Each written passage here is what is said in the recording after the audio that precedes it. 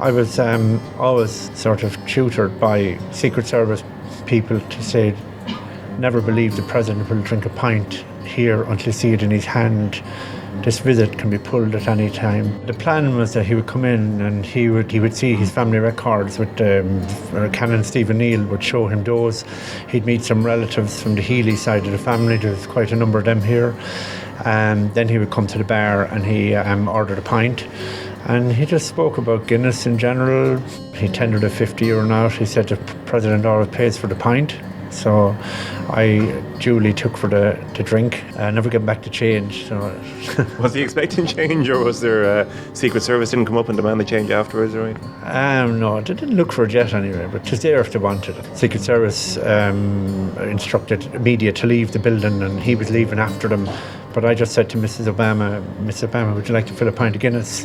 So at this stage, all cameras had left the building and she said, I would love to fill a pint of Guinness.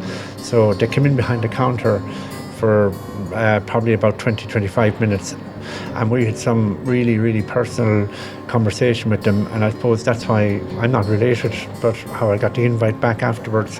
We did 25 minutes here behind the counter, just off camera, and it was really funny. And she filled a couple of pints of Guinness, and he finished his other pint here behind the counter. And how's Michelle's pint pouring skills? Very good. She's a little spillage on the first one, but she did the second one to perfection.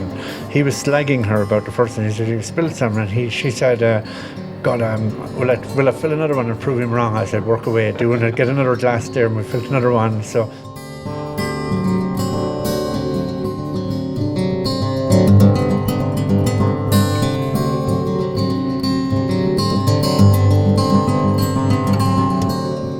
So he arrived at the door and he looked at the house, and I introduced myself and my family, and Michelle was still across the road greeting the public. So eventually he said, where's Michelle? So in we went and we got a conversation for I'd say about 15 minutes. I spoke to him about the history of the house, the history of the village, what would have been going on in Moneygall around that time. There was a lot of immigration, there was a lot of famine was in the throes of it at that time in 1851, and I said to him, where you're standing is where your ancestors stood.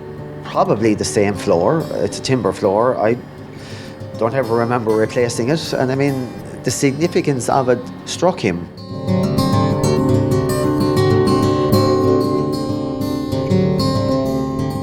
I've had a surreal time, and personally, it's not a financial issue for me under no circumstances. People think just because you have a sign over your door, it's money all the time. It was an unbelievable experience. I'll never forget it.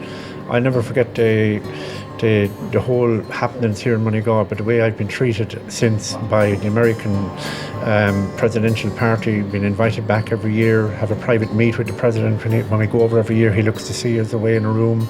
It's just been so special. It's unbelievable. You have to be in that position, and an awful lot of people probably in the village would never have benefited much from the visit. Up to the plaza opening, with volumes of people coming, coaches coming. We still get stags and hens, but one thing I knew is it will always return back to the way it always was, which is nice too.